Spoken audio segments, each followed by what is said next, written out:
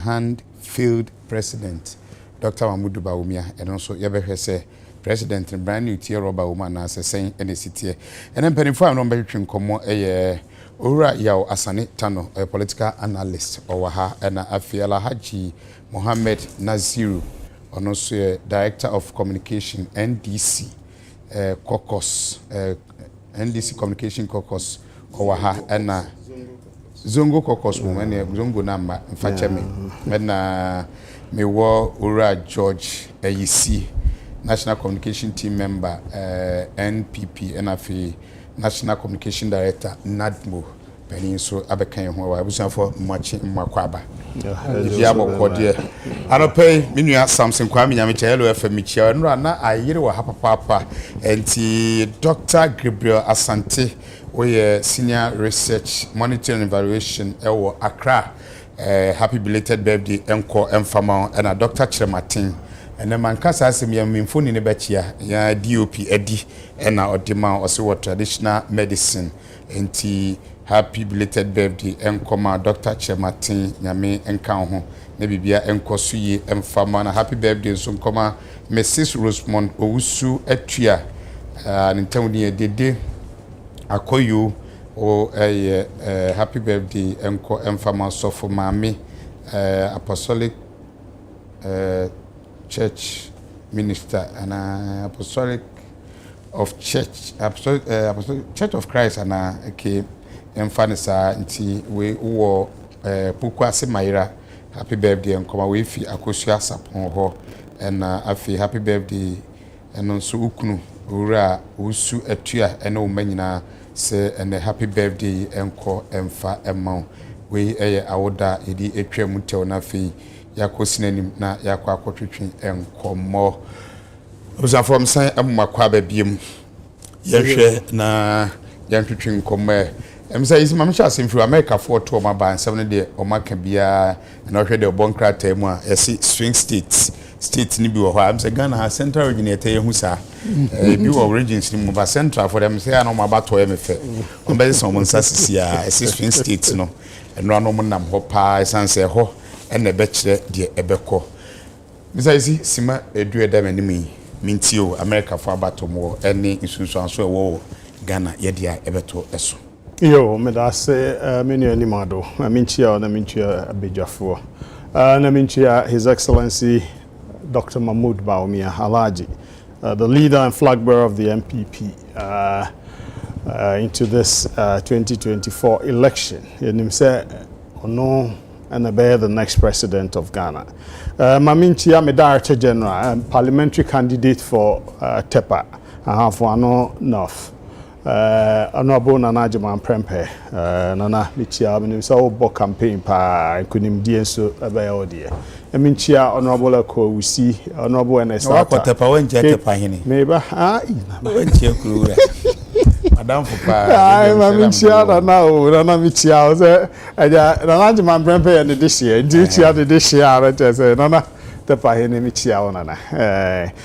Honorable and starter Cape Coast South, Honorable ko we see Cape Coast North, and Honorable Charles Champion, Deputy Minister for Communications, an MP for Lower West Achem, as a man kesi osna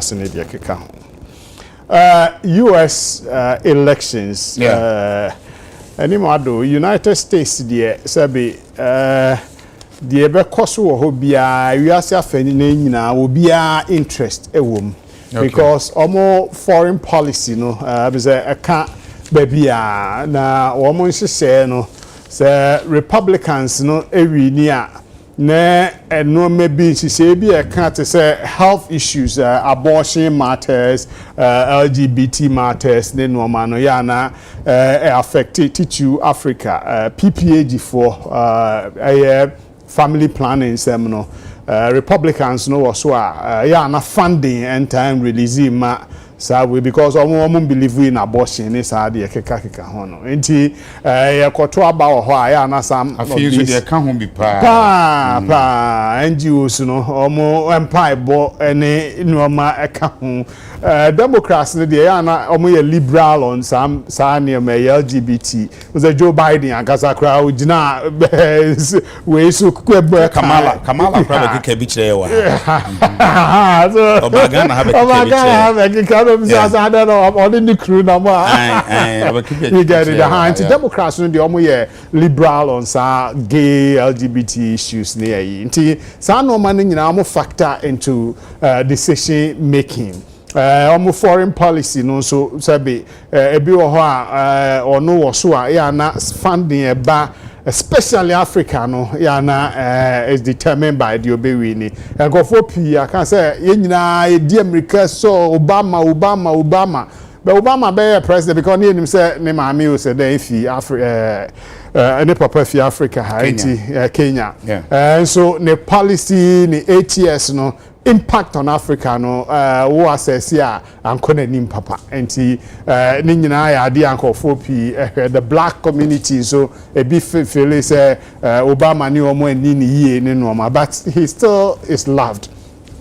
Kamala Harris na nyo no ni the main candidate Joe Biden na edimu akotene na ne health situation in the age no edu baby na said yes sabi refill on so or kasakra said baby or san nam no nim na said there be enti penny for here no mu said there be baby edu no omo here no omo sesa no na bedi akiri and take you over some renum na the gap between the Democrats and the Republicans now emu chipa but Kamala be take you over no me say or bridge gap no pa do baby I neck to neck 1.2 1.9 percentage points and senior wo kind of swing states no baby you know one of them say Nevada me boy swing states no baby na enra Trump ne nam na oko Indiana oko Alabama oko Kentucky oko South Carolina and oko Mississippi Missouri Oklahoma Tennessee ho na onenam na Harris so enam California Oregon na onenam Connecticut not so no so the nam sa last week anyway na no nam Nevada na dey and then the on baby na interest no one ni dey enti ye bibia e che say aye neck to neck omo pe womo Democrats no pe so omo nya entoaso meboa Donald Trump also, you know, and also a buy one term no man unfinished business. And also a very solid. Once in the campaign, you know, attempted assassination, you know, man, some sympathy. Pretty big bonus for boss. Oh no, and you know, was a bit more empanasem. Yes, no, almost say oh, you're too radical. It been penasem. They say now much him, and now much as more can say. Mean if you and now much not say me pam for no me pam to try for no no. Well, no, the ma almost penasem over America no. One of the foreign immigration issues. So, or say yeah, our na ye ba ho ne no ma no. Ye begije wo mu nkofo adwuma. Into what massa no. Into all protecting the jobs of the Americans. America now can with the end because what you are saying boss no be ba ofia na. Yes, but the interesting thing is oh me ne wo ya nto aba no bi. America for na to aba no some message no seem to be resonating with. So ko ware ho. So the migration issues no ya na ono the stance no you too difficult near ye but enkofo the youth so ne kasa blunt no diplomatic on some things so ono so okay ne kasa be sabe because so we making oil rich no when you answer the amount of contested as president no or to forgive my choice of language or to want to say that's uncle for you sabe open trousers so but we be president or no our brand no matter na what in chain or more policies ma or no as a businessman come on make na nya planned and owura mu no kwe but all in all I say process in fact early votes no Nsroma no na Republicans no edi anim about 3.2 million votes are now cast earlier before no na as a Republican yes 1 million good yeah and no say you know and almost intense say early polls no Republicans be lead intense and we are starting na say it shows say it's likely say Republican Trump will edge over the Democrats Kamala Harris. Kamala and so who know as tough and solid compared to Donald Trump. But Obagi mantle also. Yes, because Trump who be okay. But they don't Kamala as a strong person to lead America. For a female It's possible. It's possible. Clinton, you know, is stronger than Kamala. Yes, the same Trump no kushia. Yeah. So, a man Trump. So, those are the things. But we wish American well. Maybe Ghana equated to them when we win. Oh yes. No, but says I did no last election. I say last election. Because the program, the NDC was pushing for Trump. Never say because traditionally. Yeah, conservatives, the MPP, allies, Republicans, any the Conservative Party in the UK. Yeah. So that's the but who said Democrats and NDC forms aligned to the Democrats mostly. But the comeback issue, you know, NDC forms as a sakakra. But the best American media and have institution so our young elections. Okay. But almost foreign policy no they be have institution so and say Trump we need ya let's just say yen call for one man on your money papers no it's a crowd ABC Africa for forget it because said the Obama there no way black woman but yes African forget it because the direction no get toward China no money Europe yeah Mr. Naziru Bemo na yehwe America to aba the area nyina well I mean ya denja sombo ebema akefo omojoso menu anu ya abeshia wa ne wankasa ne production ti nejoso mesan IG akwenya na media chair His Excellency John Mahama NDC Frank Atuni anyame ya atomwa oba be president na oje o man Ghana esi ho na Ghana afra ne ntuma pa mesan so achia ye zongo caucus mpanyimfo nyina from ye national coordinator Alhaji Kuyonga anyway boy be one say 3 days ago and I said that was a Sunday na ye street campaign ayeye zongo caucus street campaign ye kodu Tama West na ye campaign ye be bia ye be community small rally bi ye be nwa na obi the car pa yam kofia o denti na we yesa na wo yi bi se bi minima de o yi free the campaign what they about yeah supporters in Bakuti. Can you believe say ni pano yes and a policeman? No was some that na say just like that. They see you na. Just like that. Pine wa pine team boy now collapse ma. They rush him to hospital. But some report oh of course. Yeah report here ma some no cry as at 1 a.m. na yenenam Harbor district and as a divisional command no. Okay. And because nipa ni police ni.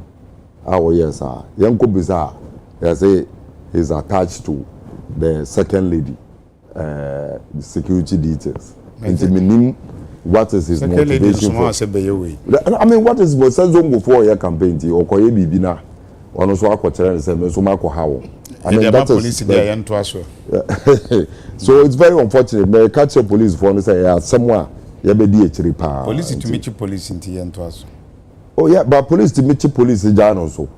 That is why we are bringing it on this big platform to say the said Julius no these are 7 enye me de akwenya we any platform we catch assistant superintendent of police Ibrahim ono na odi case no ono na case ni kura no say onhwe na yem follow to its logical conclusion yen to aswe yes American election me no ka say anka embre bi etwe mu a na anka ya ka say ye be ye bibi sonko America for atwaba for over 100 years na nka womo na wo se womo ye the model of democracy na emre bi etwem no obi aka se ye emulate America for given the situation and a crisis o my Ghana yetimu unlike America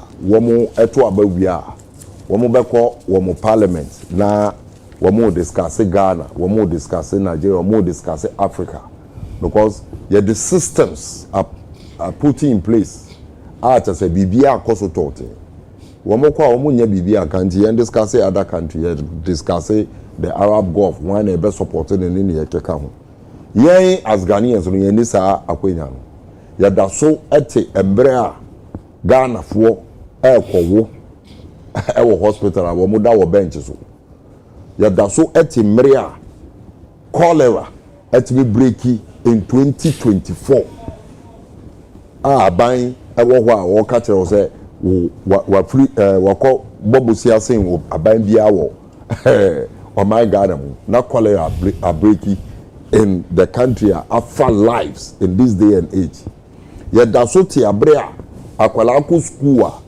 ojo se ewo nadamfo nchen anaze wonya bibi ndante okwa akoda ewo bibi a ye de trunks egu da so ti emre a ankwala ko school omunye duane endi so I mean for me unemployment rates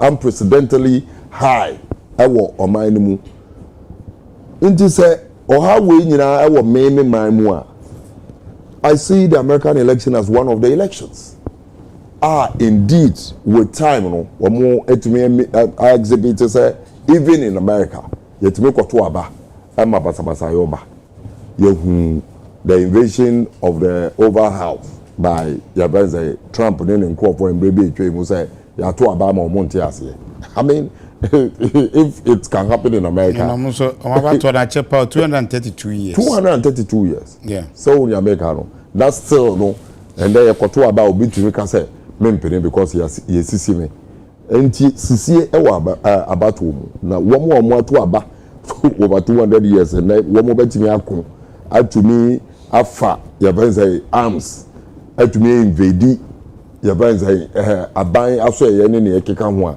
na che say abato enwiamu tumi bamu na wa gani ya ba ne say security no beef up because hwa anhwa nipa bi be basabasa good so clearly it is just like in Ghana obi ntumi enkaka kire say ye unrefined because about to Obama, yes, will be my also one penny.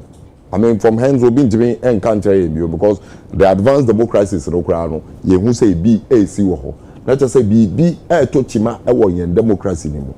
B A Tochima, a war, yen Kabima Menkabi, a Mambunwa, yen in a yapasa bohom by. So B so a Tochima, then and a beya yebe bohom by. Because irrespective of anything, medium if you say, abatuo and as a democracy saying abambia anye hwe kura no obi aba obitu anamon in expectation say beto abama no nti obeye bibiri ato ho so we need to safeguard and protect this democracy so even by the constitution of the Republic of Ghana enti senyoma no kosa media me ka kire Ghana for say womo kasa beyeti womo ensore waka because wo hwe nhyehyeye bi a ekoso no a enkoye se nhyehyeye a ye pese ye fair play se United States in the ebeto Obama ka say ye be free up security womo motumi to aba electronically aba ye to ye over 20 million people eto aba no ye be say electronic ahead of time the events early voting. Over 20 million people. Now size no. When America say na akwaye Ghana in population nyina akura. So when America no. But mo to aba in advance because systems wo ho electronic and metimi atena me dem na mato aba when they believe there are systems. Na yen kura yen du ho no. I mean na ye wasembo no po. But say wasembo no po so a me de the American say whatever is happening in America has replica effect on many other countries, including Ghana. Okay. Na se about one or more to ya best say enko yi na nipa obeweni about one so yemfa mano. Okay. I don't normally predict the US election because of one electoral college system. Okay. Because Obeunu said, "Do I know between me to Obama?" And so winning. Unwinning. About no awunya and a doors to sing just like in the Trump Hillary Clinton issue. Okay. Now because of the electoral college, you know, so I'm saying out of experience and omode and also bias and bear omo etime safeguard obi biara opeso obedi president or minimum. So I will not go with prediction. Anyhow and anywhere it goes, your best friend say enye bibia beboa Africa. Na sani pano obano. The policies ebeye nia ebema Africa a benefit every. Dodo ano ene wa America sisi ya omo ka say Trump ebedi adia omo befi because he's made his position known. Correct. He's made his position known. Say, America, and yet, Bibia will be sorry, I know about. Na Democrats and so one more position. Yes, the social democratic forum, Democrats so NDC but their policies are because culturally, any jurisdiction is not the same. For instance, whilst the NDC in Ghana is totally, completely against same-sex marriages, any LGBTQ, to the extent that you two one among crowd say abai so what so say won di India ya de krata na ya yemra found such as MPP for abepem na wo monye. Now, Democrats in America don't support. Almost supporting in one way or the other, and the issues of abortions in any but one critical factor, the fact is that me and then Obama in the year and the push Kamala Harris, it is to safeguard Obamacare issues, Trump, because it's a legacy that the Obamas wants to safeguard. So, all things being equal, let's see how it ends, and we pray that things will go on well, and America's democracy will continue to strive. Mr. Santon, answer me about so no ye interview had na correction be about quick nti me di FM nyame ya adoma if ya de be yakuafo abasobode eni owura tanku kasawa na de obedi nkunim no de ye de man ye 1 million Ghana cedis 1 million Ghana cedis eni de onipa ko a obedi nkunim na no eni abasobode a ye de ebema no Mr. Tano enti we America for ekoto aba that's obibiara ohwe mewo eye akase mienu eseminar so ama my very worried enua kuma baako both Newtown and Abelempe ene yina ehwebom makafu ngobe okan chinegu enti Saturday ebe yamboa ebe na yi yesre na fofoni nyina se omumra na ombejai na ye beye no interment ewo abo pozuklu family cemetery enti ye kawo na me ankasa me wofa ono so aka nchiregu ewo se hwekogina afi na ye ho toto ye no owura nim yeah tano memory ni sa anka bebisa o say na enura agric minister obeye den say agric minister one of ba head no owura cocoa board CEO ya semo afi de ho fie ha kwan ana otaba ha UTV number ba piece from there me hunu kra me hunu be mprembebre UTV de ono aka sampa eno ne de ka ba piece from de oba opa if no akrofi no sanko piece from metie no pa yeah abone be we opre o sam na meshe kokokuafo ne nkran na say a method ani use that for spraying this anomaloma we should go back to it sa spray na ye dey bano say and sase say ye food ye ne ye no buy koko na ensu ne normal no the latest spray more dey bano eno na edi spray no ye wonche we dey ashare for mesremo because China DNA different type first no Kumasi ye freba bi there's a particular year na ye Kumasi and ye spray koko so is it DDT or say DDT ye twam I say ade ha kwadwuma am say UN for crack kam say mabo wa equal so that we decide yes the addition for you yes and the we answer say na Leicester company bi onom ni South Africa na ye ntokwa pa nye yonkwa na the UN cross so say ye hwene nya go board na so mo keka but no there must be proper education on the we side okay me chrome say western of na ye two mre ne enwa wo pa sisi a unya mre unya nwa 40 ne ade ne ko mu nyina because ye the sa no ma no akwadworo nti abrofo so mo develop no mo de do de ye wo ha no mo nya bio nti ye na ye share so de yanko topics na so ye yanko so ye kan e beji brain ni na fe so da foforo na wa ba equals mate o topics na mo de send ye na me say emu there's something that concerns security matters nti bibi esi wo so nyane kwan so any operational and you do na kwa kan you America for about is that no American about to me de kamen kwan kan me emfa me ho in the sense say yeah Africans ne ayama yakwete say the America beye anaso mo bowa na ye nya kata then yeah ma banisa yeah ton ye ho amomo at a situation where yen na kan ye power no okay. Mineral resources bibia we are in charge na ya mo sisi and na so mo economy no edwurega na omo aba Africa no mo be use yen e dey attend omo economy no around na yen ye koso bobosia ahoro efi omo I remember very well say you two Nsroma aban go yen US aban ebe ma kutuka ne nkrofo no loan so mo fa ntogu Nsroma in America it doesn't make sense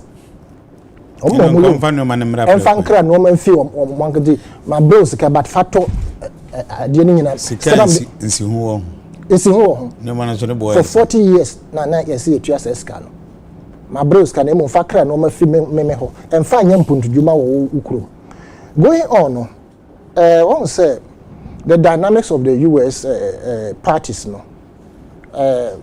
more or less na yare to say socialist and then for instance capitalist into so we share Republican Party no they emphasize more on America say they represent maybe capitalist more or less they emphasis more on individual freedom right and they also ensure say there are higher taxes and then the Democrat also they emphasize on community building more or less like socialist and then they also emphasize more on lower taxes higher taxes on high income earners right now more money be papa no at least more taxes ni low no more bi wo mo nsem no na nka omo eso mo tua taxes no pa enti nkrofo koto aba normally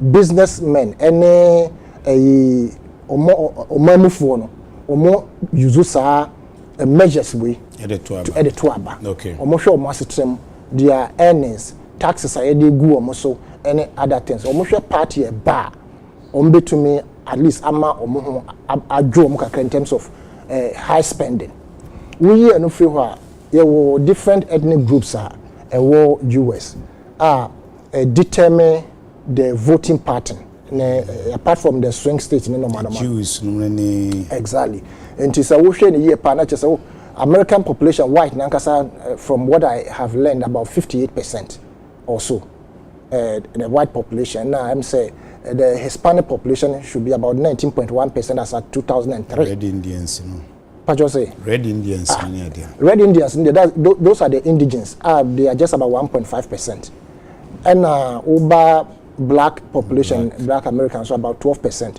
and others need Jews more work until they all vote on a certain pattern I be favor I mean the various ethnic groups now say share measures at Trump o general Republicans what they go akwemu Trump measures no he started with a way I say or me who said the main simple to no but obeti to say okocha adwene now they nam dia share now they are to say what they be charge no obeti Christian community no I say the capital of your friend say is it Jerusalem or the Israel said the capital need called Jerusalem now was supported strongly pa into that stand no Emma and sorry ebe gini tum pa and as a Christian community across the globe ebe gini tum Emma yen hakropo no prophet bi mo amembo mo do mo hyenkom say na anka oba wani aba no because waye de na nyame ehwehwe but if you look at those who are capitalist in nature no, they more or less use Christianity to hoodwink Nkrofo because they believe say Christian population and the doors will ewiase enti aya na omo your friend political activities no they lean towards Christians but a plot no more I say Adam could adre they do that to win the hearts of Christians but actually they don't mean it what I have quotations MPP for be quote it to me quote Psalm 500 you understand and they have a way I don't know connect MPP for it does they have a way of endearing themselves to a certain group of people based whether religion or whatever it is they have a way and those tricks is played out in Trump's area we share a black community so almost share the issue about papers and say Trump be winning and the Trump no Canada and they largely even though some of the blacks will vote out of the about 65 point something million population of the black Americans no probably about 12% per the analysis may vote for Trump right now do not be vote Biden we share the Hispanic communities no your friend is South America for they are also looking at the kind of measures that Trump or they was war now auto Mexicans yes Obama tuaso na wa shemu king akurapo so they will also advise themselves say obeya mayen ye ho akam into more or less no everything in my opinion favors your friend saying Kamala and Nkrofo now the a favor Kamala and Nkrofo and the fact is say the sitting president when it was realized say enkoyi no mpanyefo trance emeka se menua ma Kamala enko ye bibrem ha anase Ghana ha enke ensi da nipa ni to wheelchair mu of course what to wheelchair na no nkire say wontumi enwuli but komodini enkoyi kra ye be manako you understand until when they are because they saw it coming say Trump was leading in the various analysis exactly debate exactly until the best thing that could have happened to them was to let Kamala go and of course Papa na so tiase and party paying so tiase which probably means to say the party structure has more power than the president but what's it of course I know there be one obey bring sakeke now equate to African yes but so it tells you that the party structure has or the party machinery has more power than the president Unlike president, more or less, no 18 or can be. In fact, president can cause for somebody's. So many things can happen on the African part of our politics. And they are looking at all these things. Kamala Baye, now euphoria or the Baye, fresh person amongst the candidates. They have about 5. Core parties are contesting. There are many, but then about 5 in a core. And out of the 5, so the main 2, any Democrats and Republicans, right? Until Kamala ne them out the buy, Nina babebua, but Nkrofo must be to atia Kamala and Nkrofo. And or more so they are against LGBT, Nessa, and she should be more. Emfa no mapa emre ni padria dachi. To say a beer colony Nessa no man, people will also look at those moral aspects and say to Abama because your Dutch is at stake. And for me, whoever wins, it is up to the Africans to be firm and then be steadfast in our things. Now you see a mineral resource and find leverage. Now they have a basis across the continent of Africa, most of the African countries. And then no more the ACC, mineral resources, intelligence, a whole number. And for me, see a better also here there, and whoever wins the American election shouldn't be a border to Africa.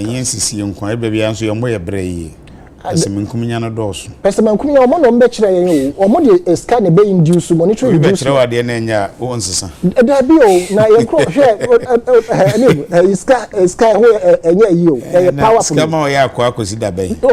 Africans in the when your hospital, you squad, and be made out. Yes, you see, when we say you see toilet and Teresa Tanasi, a person, a train, and my barber commission, and sana, ye biano, doesn't make sense. Me for say the show when ye be because ye quay any moment on process about to from 1792 no changes about BC baby or my baby. Yes, so we have allowed ourselves. Was it last week or 2 weeks ago? African president Omokolani up. They were standing in the corridor on my line. They were IMF corridor move into your Kenya. Now your Uganda. No. And just so when you Nigeria corridor, there was no place to sit. Into a major corridor, my line. Into about Ghana. The beggar has no choice. But I say, you have been through so Boko, okay, security 79, Fafemna, young 20 median so, and they are something yet dead. Then so I just say, come, just say, Omo Marshall won't could do a dear 30. Let's just say, or how na neighbor. Say, Timo Hasina among for Koswa, Eshro Mu Enquan. Yenshare Boko and Samsami. I never does Boko and Samsam. For me, I who any Oyende de Magana. A Sudian so at the Magana. Norma, Yakra put it down south, air coastal. I need a fee say, Norma be a touchman. I don't want to align it to a particular political party. See, we pay the friend say, press statement. Say specifically pointing NPP, Dr. Baumia say or no, ne or she say children no manama. For me, if I'm making my argument, I don't have those facts to back what they are saying. Yeah. But I'm saying that generally, no, we are not in good times regards this period, especially leading in 2020 for election. Where the buys as a pause or so. Roadblock, armed robbery. Oh. Life, a week here, no, I discuss about Quadabraka. I bet I say about 9 something, armed robbery. To say they had taken control of the road. No. You see, I say what is going on regards the operationalization of the system. You be combat robbery. You say you better have a friend secretary. You you're born as deputy IGP in charge of operations. Now, I made mention of the fact that the operational aspect of Ghana police, as we speak, are down in the sense that things are not working well. You see, there's one thing about the cameras on the street working and giving us pictures. It is not pictures we need. We need real action.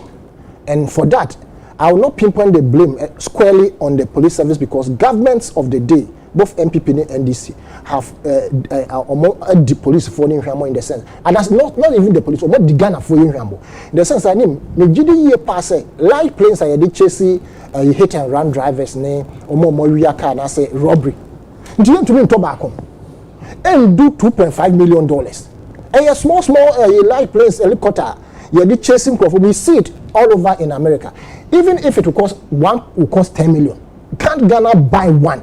And can you see what the breaker? We could have called it.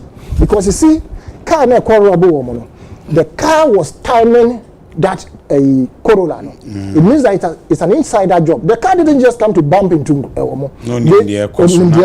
so they were waiting at that T-junction or that crossroad, waiting until making move, and then they went gradually to cross it. And can we? And you see, when it was happening, people were phoning, people were making live Facebook live, and something could have done so that the entire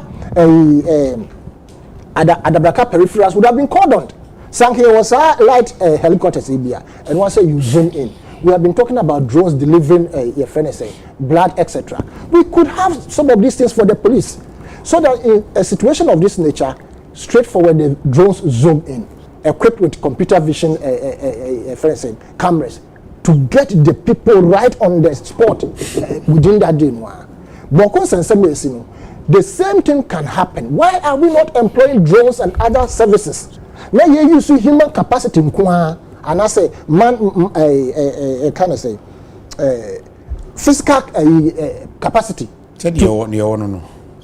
That is why I'm advocating. Said we have gone past those areas. And I say siege be baby. Police are cost soup, and can be forced police be cost soup. Drone crop are taking cover.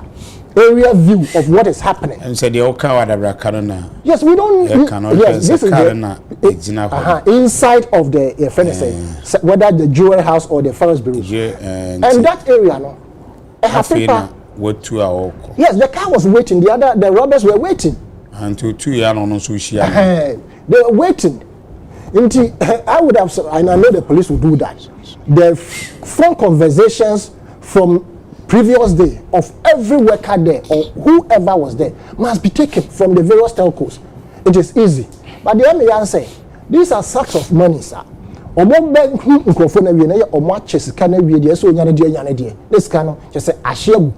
these are the, but we could have apprehended them on that very moment. Yes, the pictures are good. We don't need you to come and show us the pictures. It is not your fault. By showing us pictures, say and then what would that do for the ordinary citizen? Some more tracking. I want to say more information. It was not an issue of tracking. You were on the go tracking.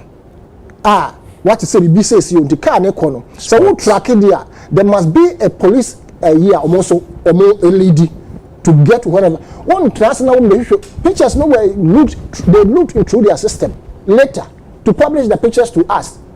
Tracking. If you are tracking, then indeed it means that you are following the person to the beer. Exactly. That's what we call tracking. Until Saudi, American will be a car now, be a chopper be and the room now cars and so idiot. We can do this. A Brussels Crow and Associate $1 million into me, 52 million Ghana cedis transferred to a known account into me, Mwa. A lot of monies have been phased out of the system. I bet we use police and military to get latest accoutrement like drones. They are the order of the days these days. You can sit in Accra and monitor what is going on in Mboko. You can sit wherever you are. So you can say armed robbery on a particular road. You can easily zoom in. You can send your drone everything. It's not about say you hear trio all right, but it's not about physical to trio. Let us have latest so-called digitalization. Let's go into these areas to combat crime, and we have experts in Ghana who can manage the drones to zoom into areas. You see, we are even talking about people or ISIS for them. They are operating from Ghana into our neighboring. If we have drones, can't we monitor and get these people? I'm advising Boko conflict, and I'm pleading with my Boko friends and their families over there. Say, look, I remember in Serio during the 90s, running PNDC. Now there were some chieftaincy disputes, and then soldier for do megu ho no at a point in time na ye nyeska nto assembly no nyeska nto duane ma omo nti ye owo kuro mu no ye ne fidi omo and omo tisi wofo mu those is na combo omo tisi wofo mu bibi oho bi omo betwa ne nyina you can't say anything omo the tracks na ekọ development are massive also within that period till a certain date into omo be free ho no e ka aban abo e ka ye ntimanfo so ya bo those is soldier for ye more there no ye man ka omo betwa ne free into me carry all of these things deprives the people of a life well lived. Really, omo ho ndi aban show. Well, bokufo ndi aban show. Aban show mo. Into what I'm trying to say is say aban show mo say e ka. That money could have been channeled into development of Boko. Say see ankrofo mo ye adwuma Boko no. Omo say adwane aba. E no mo anka say omo so be kokko bi adwuma Boko no. Omo so omo nko. Obi kura pa essential services for no crab be say quarter last time monitor storage bi na even water for near the crown contemplate say you see they are living but anya say ne unam baby e be stray bullet na kan na identity no anya ne fault say me kwa koye adwuma be ni obi ni asem na say beba the electricity worker yes Ghana water worker yes in Chebeka crown Boko ye pabo chok look I am for no ye pabo chok court for crown chief justice court is court area mo nyina na nka wo dwane wan ye fa na asem ra ho na kodi na say nipa ba kun kodi fa na ba kun abeto egu so enti police for look sir the see wo asese pa akwan so sunya no kwan so american your friend regional commander of half no obi ensi ho these days the police no they don't have the accoutrement omuhia as I'm telling you say about we say BBC wo baby the police will run away say from one everybody is protecting his or her life because you are killing them because the operational system is weak and people are not being allowed and can they see as a regional commander police for ni bibiom betumi dia come back to they are limited and the fact is say the centralization of operationalization or the police activities are operations no the police ninya and can we BBC or regional one regional command can take decisions and then maybe later report but everything must come through the central point of that is the problem. I'm saying say it is true say system am operating and they may harm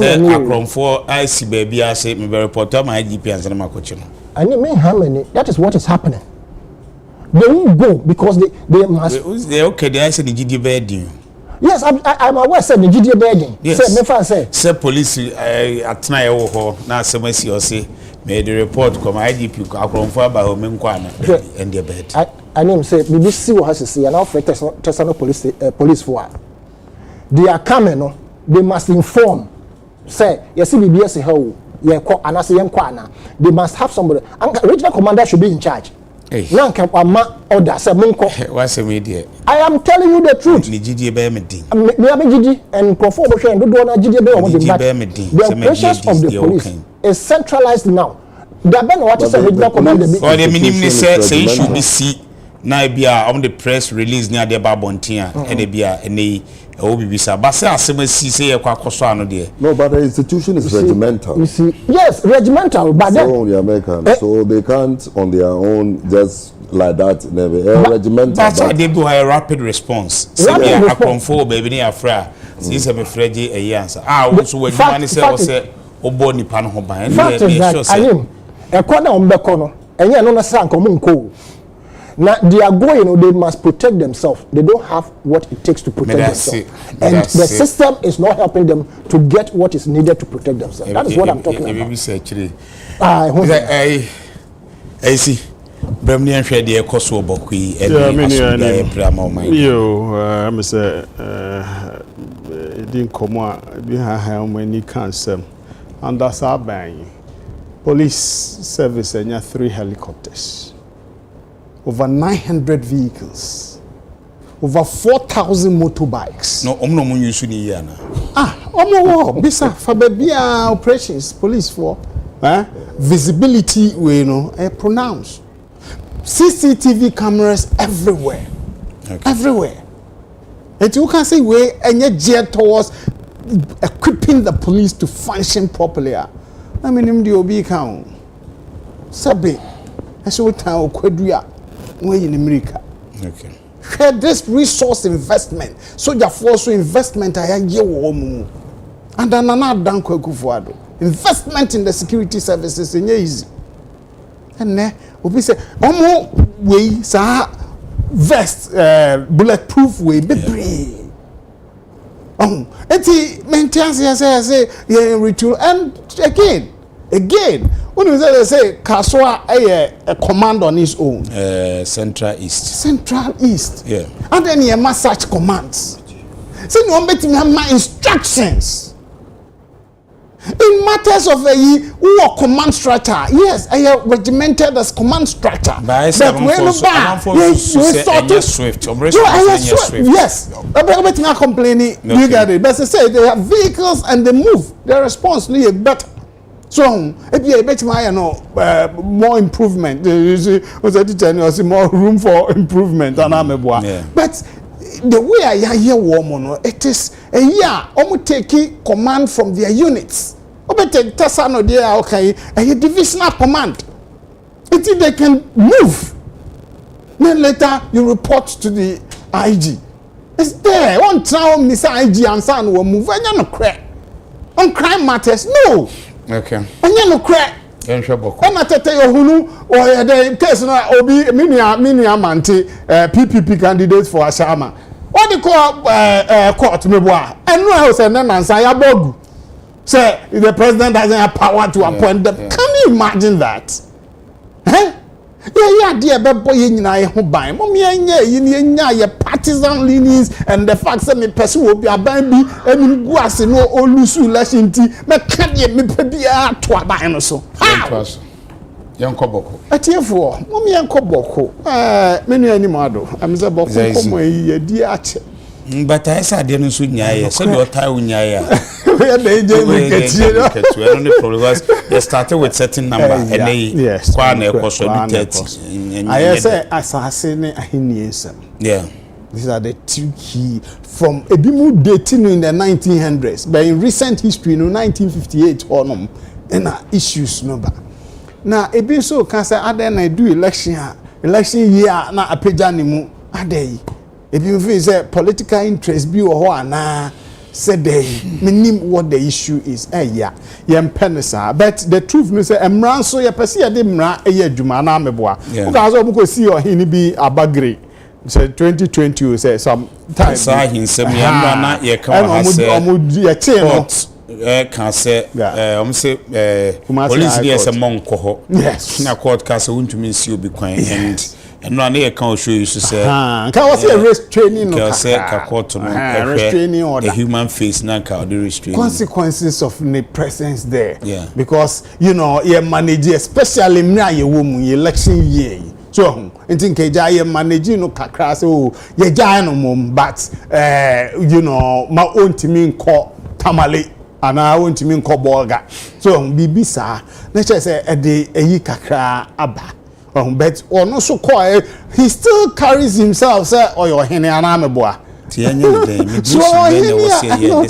say near here who say backbone we no ebi mo raise issues say backbone there na enuafo mienu but we there a different tribe back so mummy ahwe historical me dia we menya we bia abstract ni no ma bebre ya trafasa conflict no ho yentenase ni henhwe so asase no ayampa say asom we mu de ana so we mu so betena asase no so no wo mu awo awon to aso aye wo mu adwuma atena ho ama se bi wo mu so wo mu nya wo mu hene a edimu ana so ni henhwe se ni ebe ko ni yentenase ni resolve say yes ebia emre bi atwam asase no ebi kra na ye ton maamo so make us me kra ba akwa se last me one year simpany for aba say ya na nanom to ebe to asase or 120 years e brother so yes you prepare say you get it something like that and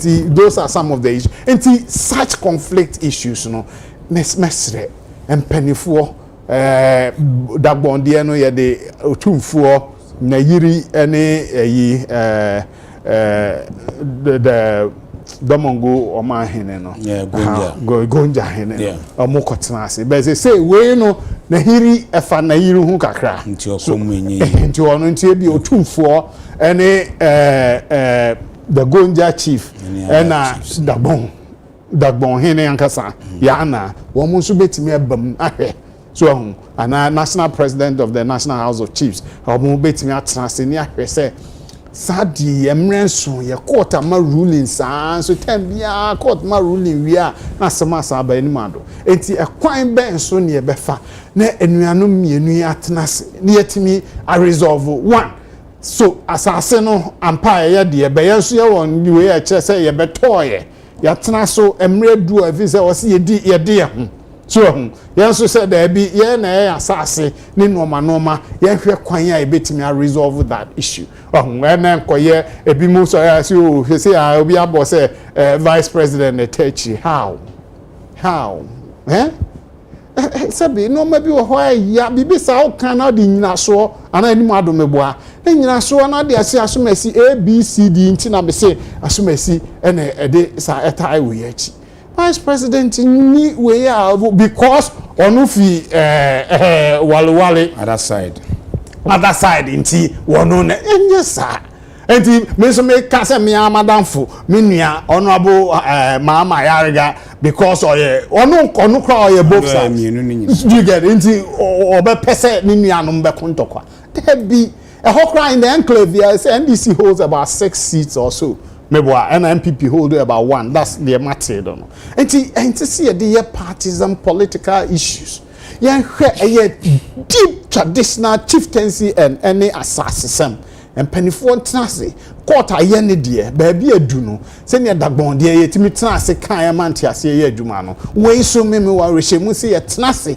ne de yesinkonwa enimu ado na penifo tenase a yebetimi anya the way forward so we no politics ne kakra so akoye bi because akwakoye say politics ye beto abaya yeah but release a basima munye campaign but still so nipa ne wu anewu yes ntokwa no say asojafo wo hono nse ya na nkofo no edu baby so mo attack security service and ambush no yes first one by wale ekona regu kra mu chese say ene kwa baga kwan so quiet oh but say hono nyina ya within the na yiris nti mafa hono nyina pay but be wo hwe baby as boku so share zabila ko boku different angle but minim de nti omo ba that side na be dangerous because ba ko anra e ba ese car which yes and e gina car no yanku bia wo say driver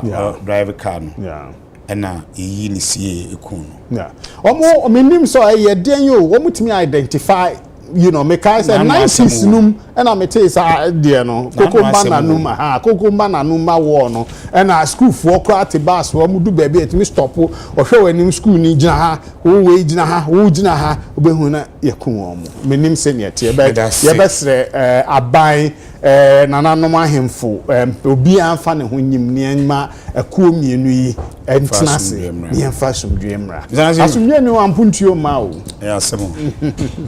Well, very unfortunate situation. Yeah. And yeah, I was saying, you know, I kind of sabi mano edas so mena so. Omo moto one emboard up. There are issues and ma abanosa. Na say what to say ahemfo name penyimfo to me take a position, a political position. Then me no we enter ho. You can't rule out political play in this whole activity. Yeah, my main country say the situation as it is now. I'm 100% convinced say artificially created. They are igniting to meet certain objectives. They in America, sir. That's how I know call Hona and problem I started. And they are MPP for ne or my penny and I do ne Bamian in Akase, I was say a children. man nam so do free ho. And I say omo you declare wanted. Nti imfa no ko share ya kopem ne wa san akọ ho you declare wanted court bi abeka kire say sa situation ye free so. Yes. That's aside. Yembisa ye hu so say recently when Obia started the campaign, assurance upon assurance. Say Obi to say the MPP flag bearer about me alcohol, where he assured the people say Obeshe ama bibia ye yama. One baby be ye yama one never say and you bonny. Was it? Mehwene bibia ye bonny and no den tokwaba. Ah na omo bibia be ye yama and say obe catcher say ya hindi no yanso ye bidi and the issues between the Kusasis and the way no obia nim say politically motivated dey in America sir since how Yakubu ebreso ebepem ne adentina MPP ba ba no bia na sa problem we start. We sure say 100% sir. 100% from 1992 this fourth Republican dispensation as in America. Take this fourth Republican dispensation. I didn't think the MPP ba mo bia na problem no start. This one was idea no. I say the ACC no. I say oh yen my. I am not the one doing it. Ohine na wo ho no. Ohine na wo ho no. And o throw krata press statement. Say what disbanding a particular political party MPP. One kasa what disbanding asumdwe beba. Dey bi. Asumdwe na ye na o yes ano when ya na asumdwe. Kentina make us a lasting solution, but you cannot get a solution without identifying the problem. Okay. Identify the problem clearly. Say problem meaning then now we break it into pieces to get solution. Yen to me enjoy and ostriches. But say problem me no na de beba o cause enyo ba akofo ni ba akofo kontopa. Say man prusini kusasifo na mentime ho ase eba no. Omo say in a way no yenye on a round table and I say a discussion and a big problem. Anytime NDC is in power won't take want to withdraw. Now MPP back power now one position one and go for side back so they say one more and this is what you promise them, this is what you must be fulfilled. Who tie one more? Want to make us say, yeah, there were promises made by Nana Addo Dankwa Akufo-Addo when he was looking for president. There were promises made by Obi to say, in a close whatever it is promise. No, because say Adebia they say until one mekano opi and share the manifesto more. I didn't just say own to me promise. The part chance say be said the okay can man penny call no qualify some say or else some about said the mampenia be de chi ko kan no na se obi nso be ka se wa hye me bonti ma bo hye ne maybe na me tie bia emeye media we ntina me kasa me nkasa bia. That is what is emboldening them. That is why ohine betimi asore targeting one political party akachom so on pen one territory mu. Wo say oye ne kwa.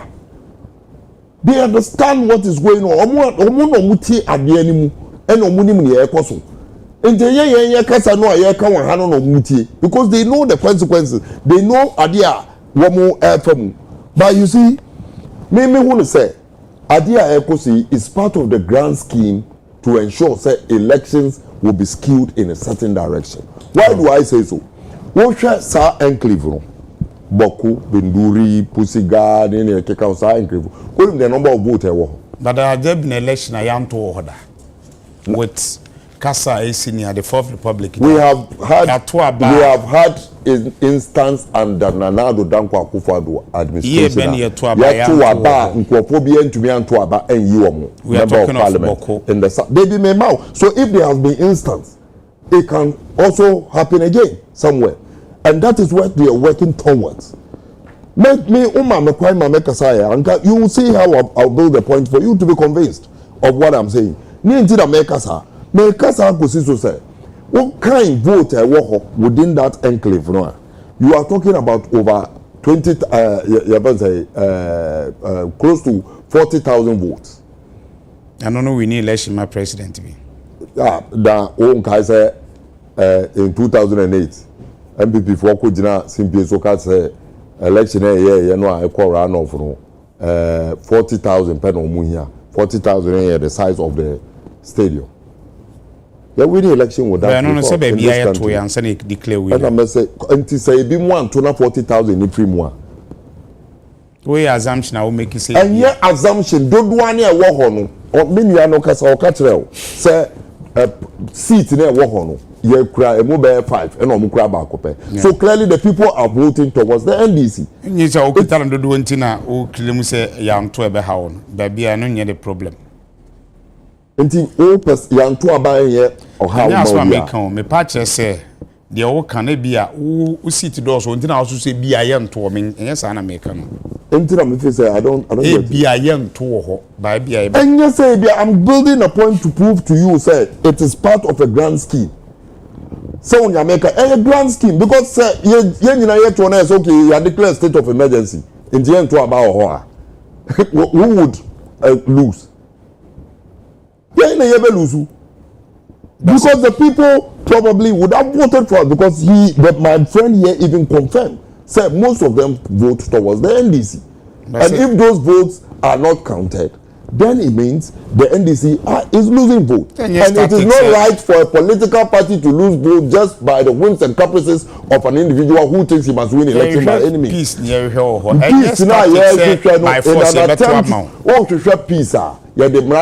peace. Let me ask you a fundamental question. Since I started our problem with what is a burger, do you know the distance between Boku and Boga? Do you know the distance between Binduri and Boga? The distance between Pusiga and Boga, where the air hotspot? Why do you go and stop all pepis and a pepis? Then you tell me, say, what, sorry, and I do back or Adekye court never close, including those from Boga. And the BBC or I am for the area of Semenebeko. Are you not prolonging by this action of the Chief Justice? Is it not rather going to promote and escalate the issues? Yeah, well, about to umrem. Intimate sasa sa about to umrem. BBC now obi person na some kokota in front of the Befa within the East, Upper East region in front of the Befa. So we are making so there is a grand scheme. BBR brought towards that. In fact, they say yakun tokwa yakacho said the entire region yakusu court na work on you. In fact, and I would say yakun tokwa BBC I say that.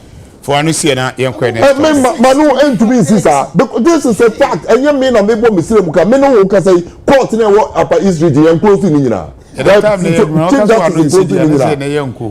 Maybe sir if minimum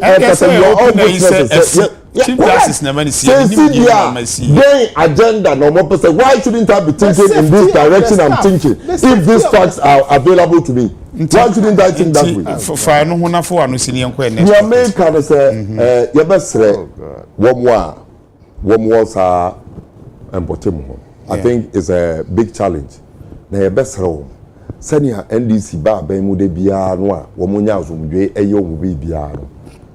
Nia MPP for person or moye no say ma wo monto aba into a monso empo mo ho adwen and ensure that they will hold the peace and ensure say obia beto aba within that enclave na ye wia asomdwe no ebeba ama obia no ayeden afa no ho akọ esan say NDC emfa ne politics emfa be wura sa ye fa say ethnic clashes ne ne keka ho peprepe yo na NDC ya de beba se ne de ba de bia no a bibia akoto nti mo bia empene na ye mpushi no ma ye nka se abato no mbre aso nti ya declare state of emergency ye sa na mo na ya sisi mo anu nso na mo pese bo mo de ba dem fa asomdwe ma nti prasomdwe won so mo nti omo ho ase dan se mempene ni ade nde and say mo bia empene se ye be pushi no matiwase so on Jamaica no se obekwa akuntokwa na bibi sa da aka say state of emergency omuntu omubo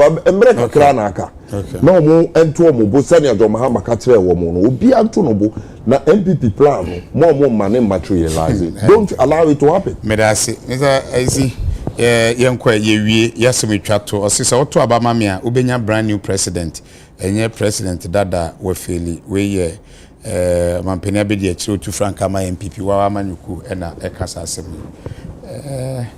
ebisi mampani bia mampani ya to na ba mampani ye ni tie rubber ni ye ni second hand mampani brand new mampani brand new the batch the next 10 minutes meeting we ask me attract environment it's part nipa no or turn as a message okay the all can say almost two front runners no back to ababa na enfie 9 pen obetimi ababedi won't me nya chances or call for re-election na just nkuntabuo kra o mebu nkuntem ema o enfie 9 na wodi president kra na wo ba ma ya sa to ne so aba no kan che se o yodwanfu wa we enam na manaka dom be in a contest and say and yes wo kan say wo kan he ya wontie oh allowance po matwam o pa ko sipo wo kan ni nyina che sa amre no kra no wo sa be anim ame ato ne so aba na say ya wo to aba ma na wo ma wanim mebu nkunta bia ma but asem how do you say so mu nkunta say bia maye o mampani ye wo mra o be di mampani wi no kwa Ghana mra na yetwam ye ntwa mra no nti ade na waka so obi hia re-election obasa ba onan so party so nguye party so be ba onan so oh that party there nipa no aye de opa wi unim ayi nipa no obe fi so 29th December o said there was sign your boxer deposit ba ni nua ana ameboa no kwa won so well any yes said so why money na abeka but semre ntia de na say ba ye twam ntire semre ne tia no sabi say fefe na efe ntina baba we twam rika no asoso ne mpokua mu enye say betete ato ye wadi nyina ho kwan da ni nyina na fata semre na edu no say boxer deposit me dey amami send the saint wenti eno mo ka ho ne say okay Dr. Baomi answer me de be ba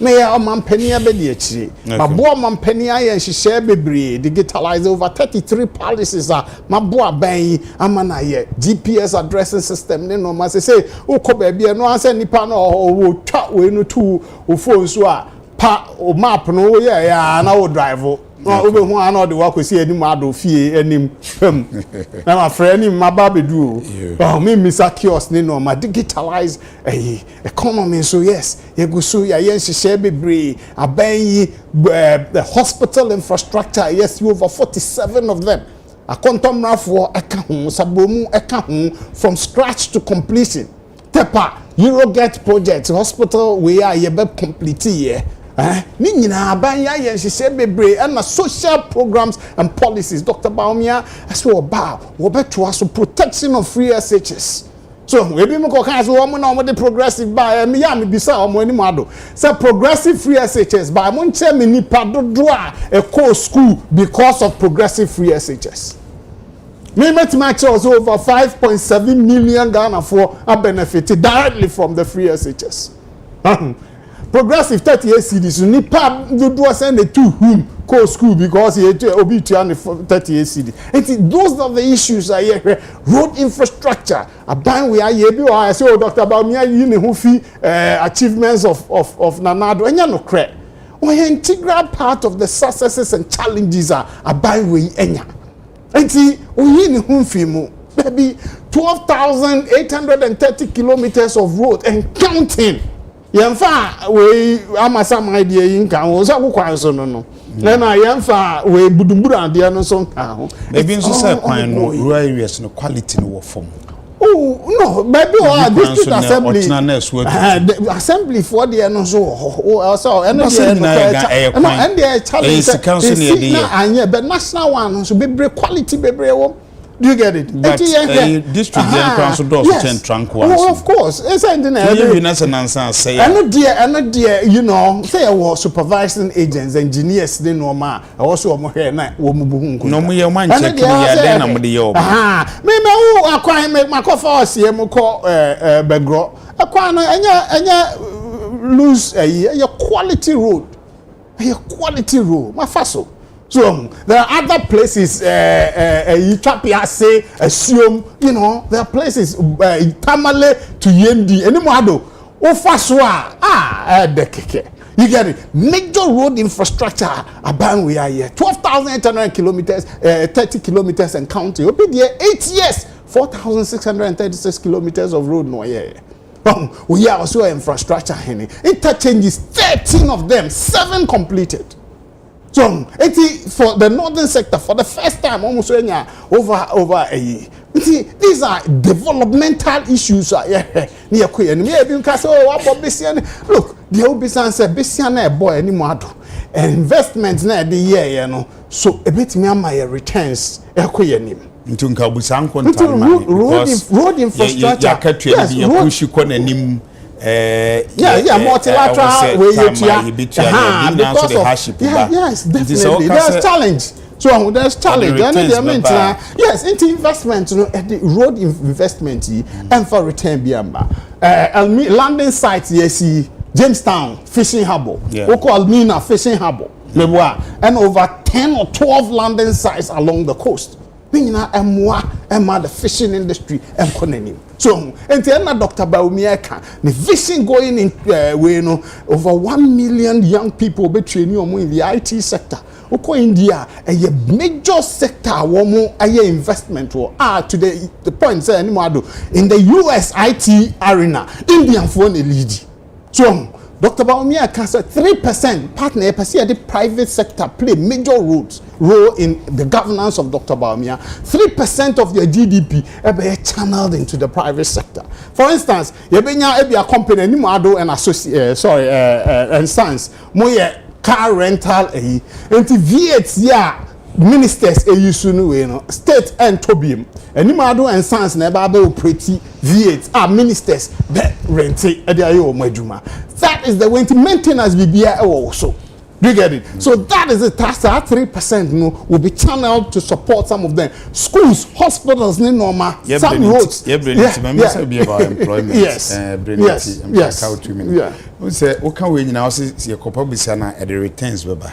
Yes. I remember no so ya man and never share service near there bar. I see a human was when 2.6. Yes. About the 4 million Baba. Because Canada, but then because in human so the BB and I think private sector. Oh yeah. Still, even the US there are challenges with employment. The US are mindful for maybe. Challenges with employment. And UK, we are seeing because of our challenge COVID issues and then Russia, Ukraine. If you go Harvard, say affect Africa. And so Africa, almost say Dr. John Mahama, or Harvard University, or say COVID has affected us. So Russia, Ukraine, but Obama also home. You get it? And see, some difficult issues, something I stress, especially with structure, and we are mostly import dependent. Fortunately, Albania embarking on one district, one factory, over 169 of them. Last year, they were motion in Parliament for tax rebate for them. Do you get it? Tax exemption in Oma. That what the policy, but yes. What now 8 years after now so the Parliament. Oh no, definitely. I say I didn't know. I was all building here who say one part because I didn't know. When you say cost of operation, you buy for interest 50%. For the one district, one factory. And when you must send a breakdown of. Oh, and I make a say into Alan Martin, then Minister of Trade, or call Parliament, account over 170,000 jobs created, direct jobs created. In your money is also 169. Factories, 169. About 170, that's the official report to Parliament, once by Alan Chemate, 170,000 jobs created. So these are the issues, and I will call Adamino Kasa nurses, almost 200,000 of them have been recruited. Backlog, President Mahama 2012 to 2016, 2019, more poor. This year, 15,000 nurses have been posted. Backlog. No, sir, baby, into a movie. No, up to 15,000 is gone. Yeah. What is a big lie? What is a lie? What is a lie? Mr. Naziru. Mr. Naziru at home without job. Mr. Naziru. 15,000. Assistant at home without job. 15,000. The backlog. na MPP ni plan bi ama because that's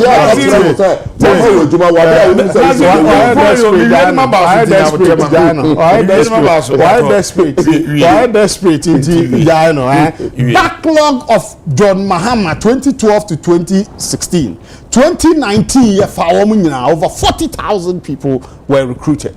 They were data no so enya ade a wetra say it's a lie no can try na of course there be ominia any ma do me sell am 1 second na me ma health sector let's yes me ma we data no oh god those are the issues nti me nim the oka say I'm lying or me nim at the point say I'm lying about what.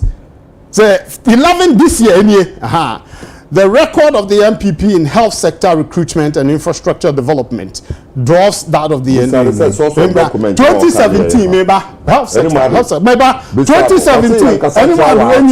Anyone do Mr. 20? No, we are verified. 2017, 10,061.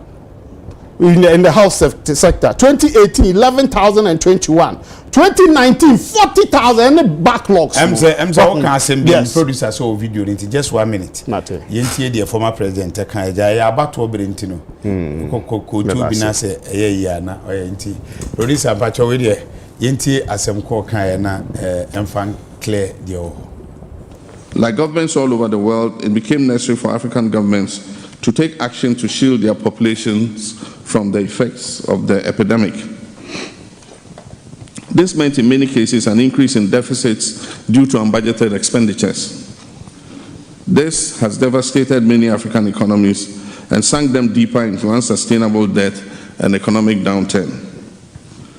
The pandemic has had a generally deleterious effect on the economy of African nations, but some countries have ridden the wave more successfully than others based on the resilience of their economies, discipline, and prudent use of their resources. Like governments all over the world, it became necessary for African governments to take action to shield their populations from the effects of the epidemic. This meant in many cases an increase in deficits due to unbudgeted expenditures. This has devastated many African economies and sunk them deeper into unsustainable debt and economic downturn.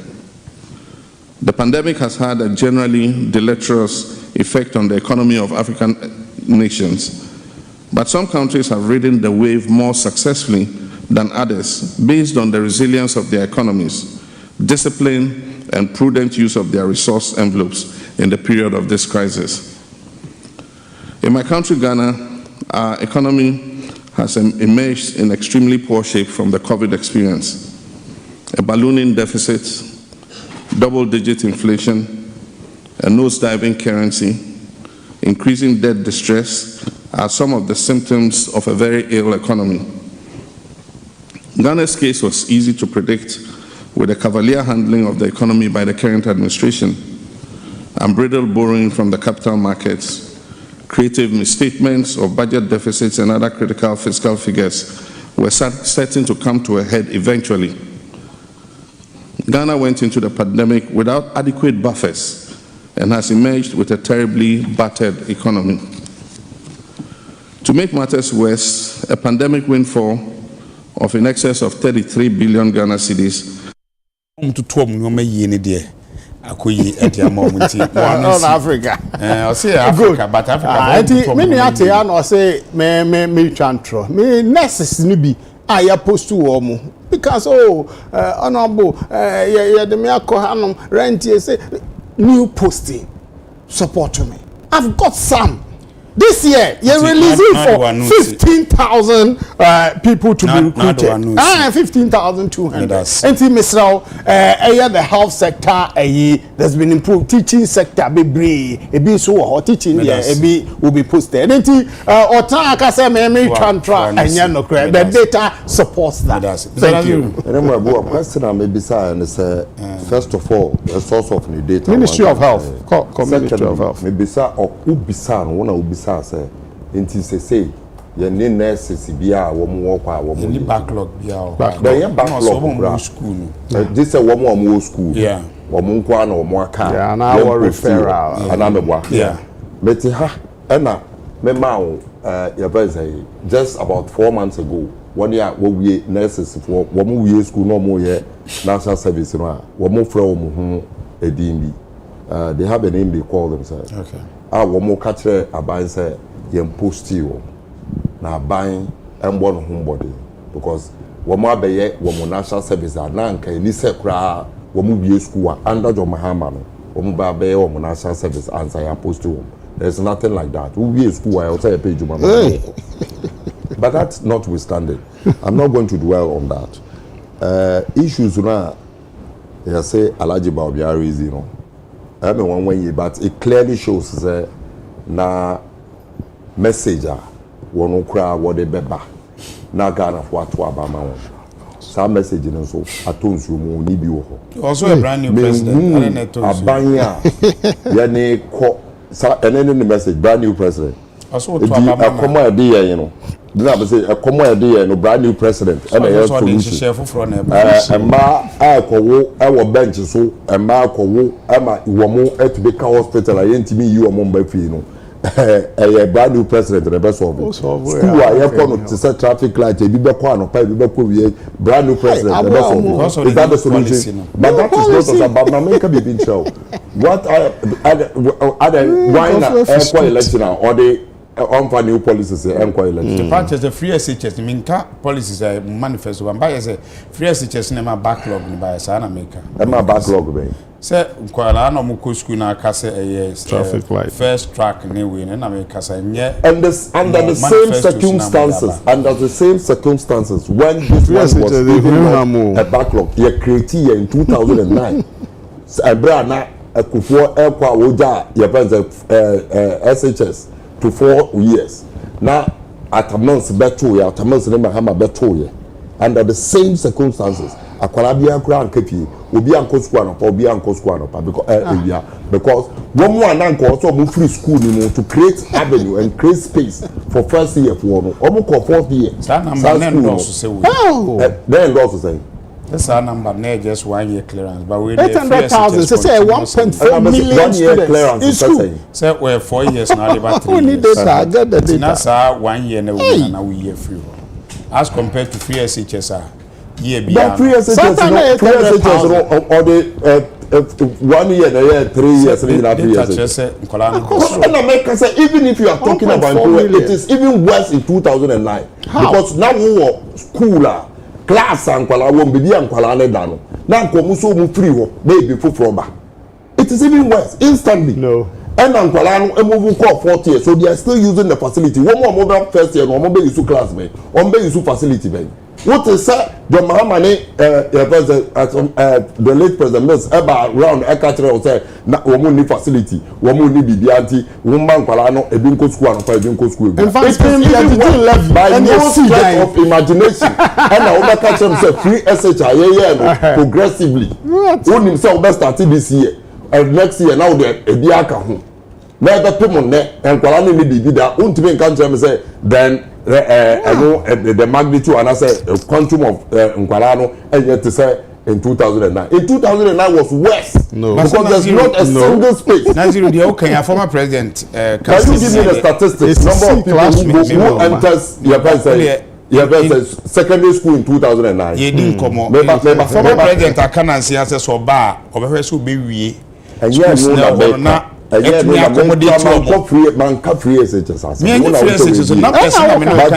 go back to my point. Let me go back to my point. My point is very simple. Yeah. About me has shown clearly, say, or display how useless he will be. Sir Ghana for everybody. I'm not sure I'm useless. I tell the president, and him for so be say useless in their home. And I say my sister, I say who and bam for so be say ebe to Obama. And America's hand. Now, the America's hand, miniature hand, meti MPP for baby.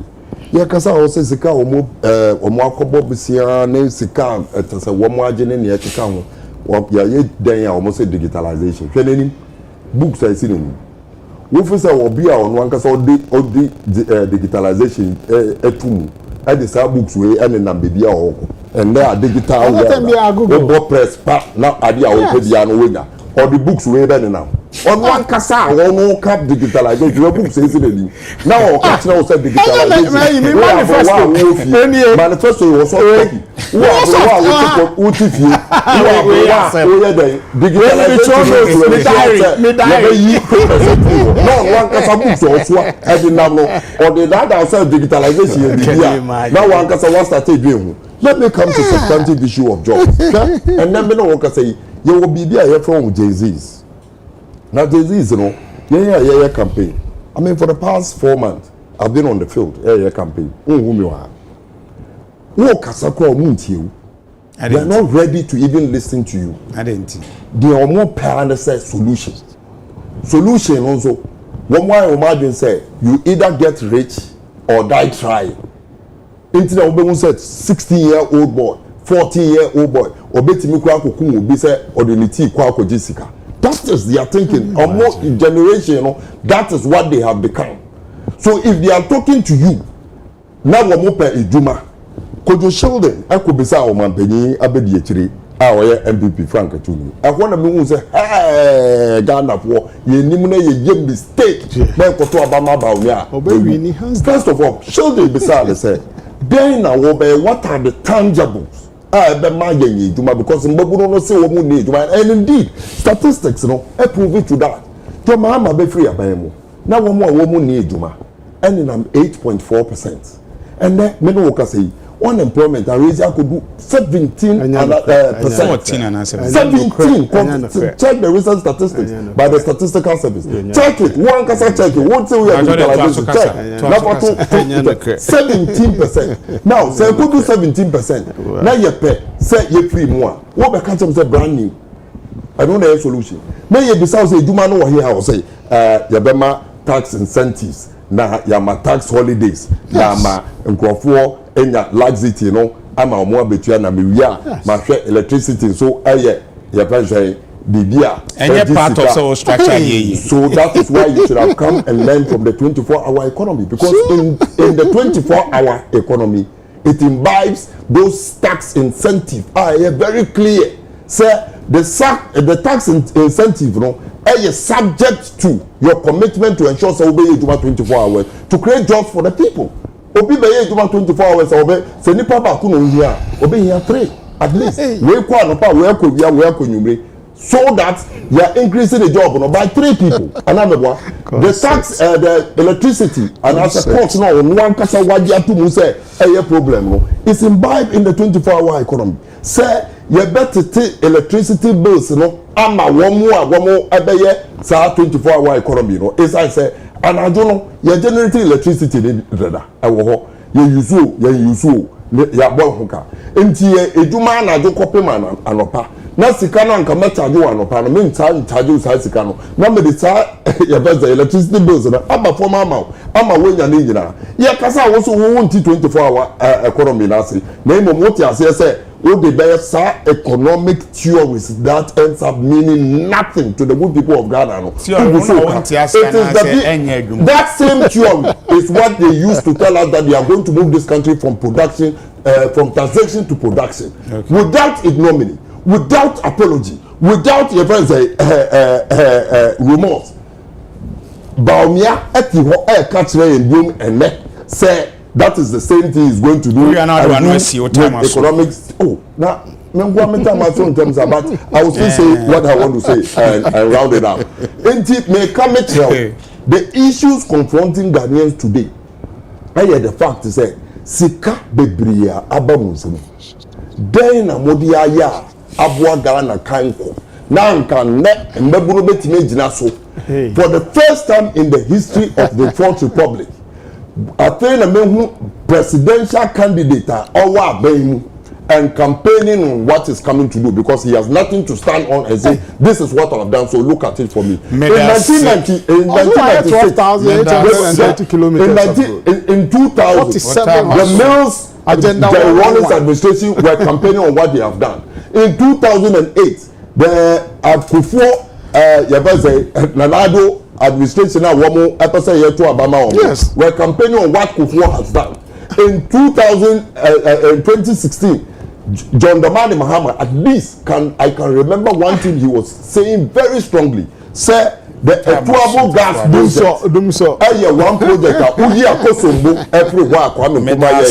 there is no investment that is saving Ghana 500 million per annum. In terms of your first investment to be that was what John Mahama said. What you have done, I will say brand new president. This nonsense.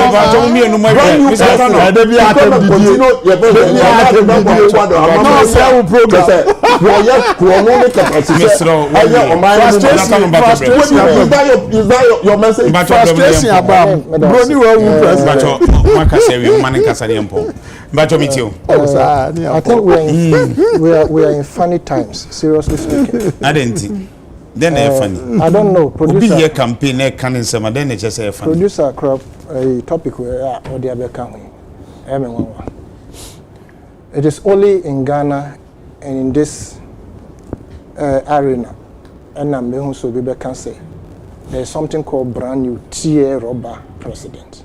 On only terminology, no, and Ohan saying. And Rich here impeach Kenyan vice president. Yeah. Now, I think that we must be serious in this country when it comes to the fact to say Nkofo Omudi enim. Be it, of course, the 32 years na MPP ni NDC in Omudi enim. But Kenya analogy na memo so Kenya there on wenya na sem. Amane na ehunu boni. Ghana had there yemfobia nkogina impeachment anu. Ujidi se Ghana hanka impeachment process because anka nkoso. Bibia between si. Ebi na parliament slim year. But you see, attention to detail is very critical. I don't want to lend credence to anybody's submission. And right? But the issue of say, Mimu, and I say in me, you will find a brand new tier rubber president. Now, President Fufra, and I say, will be a president home use or second hand. Now, ono oba, what is so annoying? And I must be honest to say, those of us who are up here right now, say, there's nothing like say, Ubi Abedi 4 years into ono basically re-election into Obi Buakonta. It is just nonsensical jargons. The constitution mandate 4-year term for Ubi be elected as president. Now, what I can say, you can be elected for the second time if the people so wish. And you can contest again until say be 2 terms now, constitution and mandate. But the term of service no, 4 years. Right. And this Ubana so be 4 years. Why? And no more better abandon the judge. You can't say woman be book content. Now, John Mahama will do 4 years one more content. Was there no handing over notes? Yes. Were there not accountability in everything that they did? In MPP buy didn't they halt many of the projects that they were doing auditing? Cocoa Rose, for instance, about 10 million is it dollars or so, and on the year auditing. Accountable at the end of every 4 years now. The government of the day, will be free of them and all tremon crapuno. There is the need for you to account to the people. This will be Kojina Baby no Bekase. Nipa no ba second term for 4 years pe into ome boom konta. I'm a pray. Please, I have not asked for anybody's intervention. What it is that party obejina so edia babem party don't go here. So the individual is not the party. So if somebody comes to become if somebody is elected as a president, let's say you two no Abama, your two party na go. Party has ceased to work. Has the party ceased to become a party? Such that you could use this, your friend say, mediocre propaganda to say, way party, no, all my book quota because of 4 years. Personality. Personality, the party is not the personality. Or the party. Yes, president comes and they go. Sanka, your friend is saying, Mahama, Sanya Sanko Dasotiso, and Hura Fufu Dasotiso. Presidents come and they go. Then in what way? President Ahuru Abeto despite media. And this are. You are still here. So presidents will come and they will go.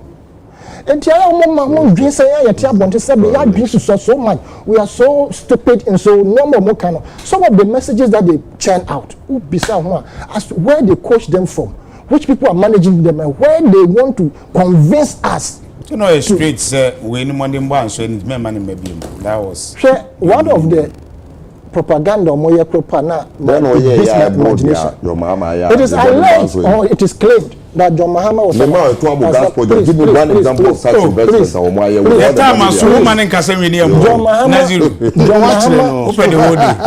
People preach that John Mahama was an assemblyman. He was a MP. He was a deputy minister. He was a minister. He had become vice president. He is president. You are rather listing the person's achievement and credentials. You are called Juma, you hear CV. I hear now you Juma and no, so when they preach and say John Mahama, those are the questions. When I listen to such preachings or such campaign messages, does these people know what they are talking about? You are rather touting the person's greatness by the things he has done, the things he has achieved. And who does not downplay him? Now, what over as you pick as a running mate. First attempt you failed. Second attempt you failed. Third attempt you people won. You have been a vice president for first first 4 years, second 4 years. If you compare these two to that of John Mahama, you claim so why assemblyman, why. If you list them and you are going for employment, who will be employed? These are the things we should be putting up.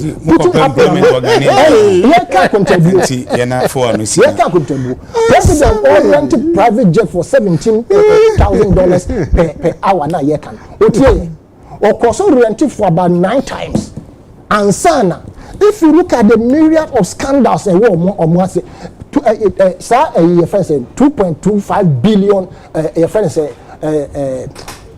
euro bond. I call you a conflict of interest, etc. All of these things,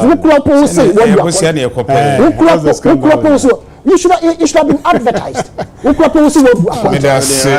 see, sometimes you listen to people's submission